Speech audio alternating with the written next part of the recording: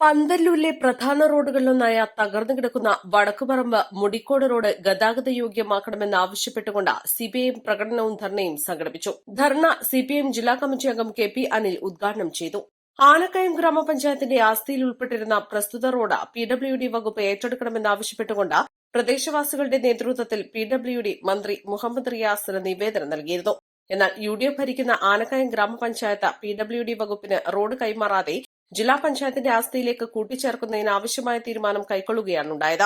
ജില്ലാ പഞ്ചായത്ത് അധ്യക്ഷ കൌൺസിലറായിട്ടുള്ള പന്തല്ലൂർ ഡിവിഷനിലെ സുപ്രധാന റോഡ് തകർന്നു കിടന്നിട്ടും നാളിതുവരെയായി ഒരു ഫണ്ട് പോലും അനുവദിക്കാൻ ജില്ലാ പഞ്ചായത്ത് തയ്യാറായില്ല. തുടർന്നാണ് സിപിഐഎം മുടിക്കോട് ബ്രാഞ്ചിന്റെ നേതൃത്വത്തിൽ പ്രതിഷേധ പ്രകടനവും ധർണയും സംഘടിപ്പിച്ചത്.